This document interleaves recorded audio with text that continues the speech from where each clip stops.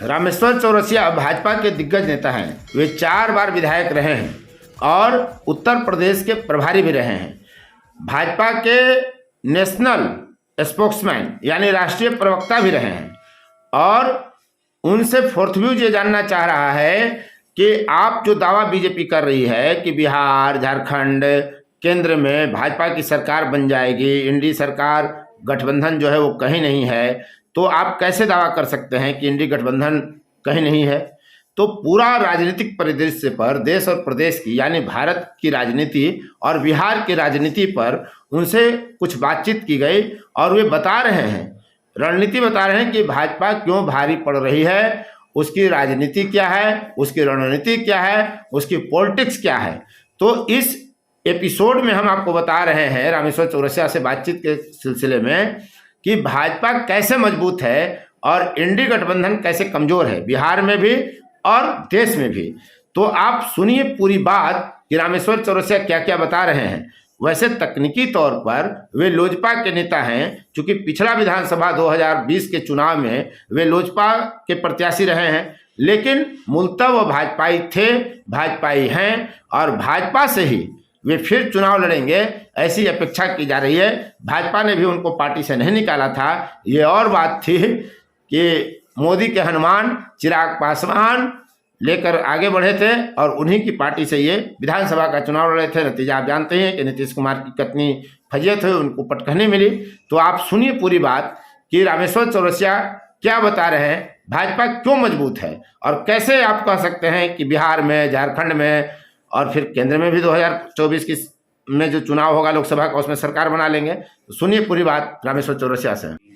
देखिए, पार्टी की तैयारी तो जिस दिन 5 प्रदेश की चुनाव हुई उसके पहले से लोकसभा की चुनाव तो की तैयारी तो चल रही है। अब समय भी नहीं है, हमारे हर जगह विस्तारक आ गए, हर मंडल लेवल तक प्रभारी, बूथ के प्रभारी, बूथ के अध्यक्ष, और लगातार कार्यक्रम चल रहा है क्योंकि अब समय भी कहाँ है, 2-3 महीना बचा है। तो भारतीय जनता पार्टी के पास जो करीब 16 करोड़ कार्यकर्ताओं की फौज है, उसका मतलब ये हो जाता है कि करीब हर बूथ पर 150 से 200 मिनिमम मान ले तो 100 लोग हमारे प्रेजेंट हैं। ये एक बहुत बड़ी ताकत होती है। और जो लोग कहते हैं ना कि जीतने की उम्मीद तो रखते हैं ट्विटर से और मीडिया के माध्यम से, तो मध्य प्रदेश, ये राजस्थान और छत्तीसगढ़ क्यों ऐसा हुआ? क्योंकि कार्यकर्ता तो हमारे वहाँ मौजूद थे, ये तो सिर्फ ट्विटर पर मौजूद थे, ट्वीट कर रहे थे। तो ये जो जमीन पर रहेगा, जनता के बीच में रहेगा, वोट तो उसी को मिलेगा। तो हमारे लोग जनता के बीच में है, जमीन पर है। और भारतीय जनता पार्टी की खूबसूरती है कि इतना मेहनत से, खास करके नरेंद्र भाई मोदी के प्रधानमंत्री बनने के बाद और अमित शाह जब अध्यक्ष बने, तो आपने देखा कि दुनिया की सबसे बड़ी पार्टी उसी समय हम बन गए थे। 10 करोड़ कार्यकर्ता को मेंबर बनाए थे। अब तो 16-17 करोड़ हो गए, हो सकता है 18 करोड़ हो गए हो। तो अगर हम मिनिमम भी निकाल लें तो 150 हर बूथ पर है। बिहार में एनडीए की क्या उम्मीद लग रही है? बिहार में तो हमारी कोशिश है कि 40 की 40 सीटें जीते। क्योंकि देखिए, जब केंद्र का चुनाव होता है, आप इस पर मत जाइए कि महागठबंधन है, उनकी सरकार है। उस समय भी उनकी सरकार थी। आपने देखा कि मोदी जी के नेतृत्व में जब केंद्र का चुनाव होता है, माहौल अलग बन जाता है। और उस समय भी हम 32 सीटें जीत करके सबसे बड़े गठबंधन के रूप में वहां सरकार बनाए थे। यूपी में तो अखिलेश यादव की सरकार थी, कोई उम्मीद नहीं करता था। उनको 228 सीटें थी। भारतीय जनता पार्टी को मात्र 10 लोकसभा सीट थी, बाकी ऑपोजिशन के पास थी, उन लोगों के पास थी। उसके बावजूद भी 73 सीट हम जीते। मायावती 0, अखिलेश 5, 2 कांग्रेस। वही नहीं, 17 में जब विधानसभा का चुनाव हुआ, वहां मोदी जी के नेतृत्व में, तो लोगों को लगा कि भाई यहाँ पर बड़ा करप्शन और बड़ा अपराध बढ़ गया है, लूट पाट बहुत है, लोग जमीन कब्जा कर रहे हैं। तो देखिए, 228 वाली पार्टी 47 पर आ गई और हम 47 से 325 पर पहुंच गए। तो ये जो हवा चलती है ना, और वही हवा आपको बताएं, लोकसभा तो छोड़ दीजिए, बिहार में विधानसभा के चुनाव में भी आप देखिएगा कि अभी तो हम 80 के आसपास है, हमारा गठबंधन मिल के भी 84 के आसपास है, ज़्यादा से ज़्यादा 90 से कम ही है हम। लेकिन देखिएगा, विधानसभा में लोगों को ये उम्मीद यहाँ भी बनी है कि नहीं, यहाँ भाजपा की सरकार बनाना जरूरी है, क्योंकि भाजपा की सरकार यूपी में बनी तो लोगों को फर्क दिखाई दिया। इसीलिए बिहार और झारखंड दोनों जगह फिर भारतीय जनता पार्टी की सरकार बनेगी और पूर्ण बहुमत से बनेगी। क्योंकि लोगों को लग रहा है कि अगर डबल इंजन की सरकार बिहार में आ गई तभी यहाँ विकास संभव है, नहीं तो विकास में सिर्फ लेबर फोर्स तैयार किया जाएगा आज तक जो होते आ रहा है। यहाँ विकास लगेगी, इंडस्ट्री होगा, इन्वेस्टमेंट होगा, वो तभी होगा जिस तरह से यूपी में शुरू हुआ है, बिहार में भी वैसा ही होगा। क्या आपको लगता है कि एनडीए में बिहार में टिकट बंटवारे में कोई पेच भी फंस सकता है? एनडीए में पेच कहाँ है? आप देखिए पेच तो उधर ही है। उधर का इसलिए है कि कहीं का ईंट कहीं का रोड़ा, भानुमति का कुनवा जोड़ा। आप देखिए अब गए से संयोजक बनने, अब पता नहीं क्या हुआ, तो हम नहीं बनेंगे। तो कोई कह रहा ममता जी विरोध कर दी, तो इनकी आपस की है। अब उस गठबंधन पर ज़्यादा बोलना ठीक नहीं है। अभी बन रहा है, वो आपस में हर आदमी बात करता है, हर आदमी चुनाव की तैयारी करता है, लेकिन मुझे नहीं लगता है उनमें इतना कंट्राडिक्शन है कि हो नहीं सकता।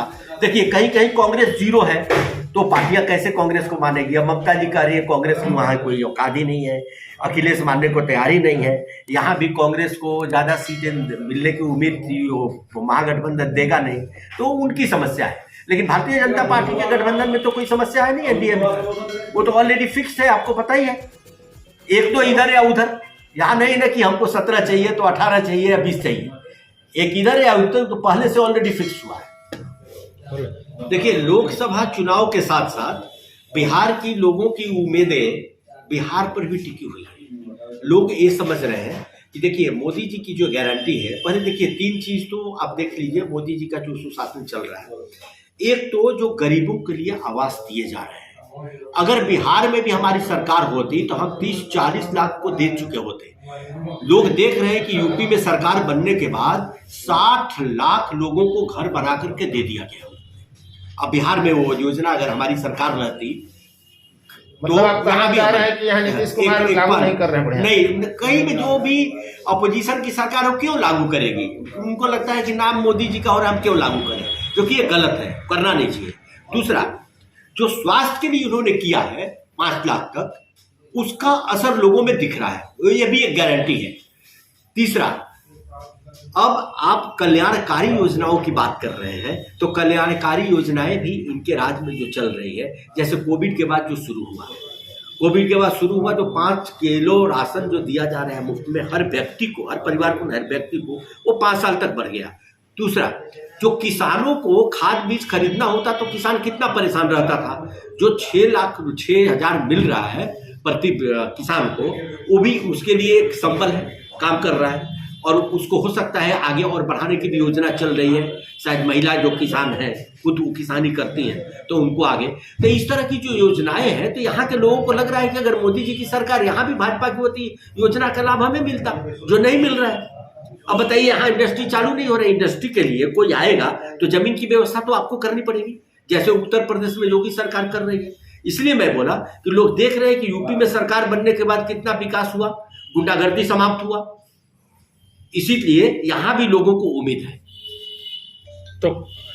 तो क्या ये माना जाए कि बिहार में जो प्रधानमंत्री आवास योजना शहरी के लाभुकों को द्वितीय किस्त और तृतीय किस्त की राशि में समस्या आ रही है, तो ये माना जाए कि भाजपा की सरकार नहीं है इसलिए समस्या आ रही है? द्वितीय तृतीय किस्त की राशि का सवाल नहीं, मैं बोल रहा हूँ जो प्रधानमंत्री के तहत बना करके दिए जा रहे हैं घर, वो चाबी हैंड ओवर किया जा रहा है, किस्त की तो बात ही नहीं आ रही है, वो अलग विषय है।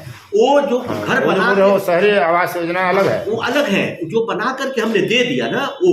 और किस्त की बात क्यों आती है इसमें? क्योंकि जब तक आप एक फेज कंप्लीट नहीं कीजिएगा तो किस्त की मांग नहीं कर सकते। बहुत जगह हुआ है कि किस्त हम दिए मकान के लिए और स्टेट गवर्नमेंट दूसरी चीजों में लगा दी। इसीलिए प्रधानमंत्री जी ने देखा बहुत योजनाओं में, उन्हें कहा कि नहीं, पहले आप रिपोर्ट भेजिए, एनओसी भेजिए उसका, तब हम पैसा रिलीज करें। ये नहीं कि वो पैसा दूसरे में लगा दिया, कह रहे कि दूसरा किस्त भेज दीजिए, ये अब नहीं होगा। उसकी मॉनिटरिंग हो रही है, क्योंकि बहुत जगह से कंप्लेन आया। बहुत सारे लाभुक ऐसे हैं सर जिन्होंने प्रथम किस्त की राशि लेकर काम करा दिया, बिल्कुल आपकी बात सही है, द्वितीय किस्त की राशि लेकर काम करा दिया, बिल्कुल। संबंधित निकाय कह रहे हैं कि पैसा सरकार नहीं भेज रही है। नहीं, उनसे मांगा गया है रिपोर्ट, क्योंकि बहुत जगह अनियमितता देखने को आई है। तो मालूम है आपको, एक गलती करता है दूसरे को, लेकिन मिलेगा ये तो तय है कि उनको मिलेगा, जांच होने के बाद उनको। इसमें निकायों का कहना है कि बिहार सरकार कहती है कि सेंट्रल गवर्नमेंट पैसा नहीं भेज रही है। नहीं, सेंट्रल गवर्नमेंट एनओसी मांगी है ना, इनको तो ये भेजना चाहिए ना, हमारे कंप्लीट हो गए। आप देखते नहीं, सड़कें जो बनती है उसका फोटोग्राफी करके भेजा जाता है, तब फाइनल किस्त आता है, नहीं तो अब फिर सड़कें टूटी ही रह जाएंगी। तो पहले क्या होता था, यहाँ नाम के लिए सड़कें बन गई, पैसे निकल गए, वो काम नहीं होता मोदी जी का। और एक चीज तो इन्होंने तय कर दिया कि कोई काम समय से होगा, किसी को हम लिंगर और नहीं करेंगे। 5 साल का मतलब 4 साल में पूरा कीजिए, हम आपको उसके लिए अलग से प्रस्तुत क्या बोलते हैं पारितोषिक देंगे, अलग अधिक राशि देंगे। हाँ, तो वो हो रहा है। नहीं तो 6 साल का काम 10 साल में लटका रहता था,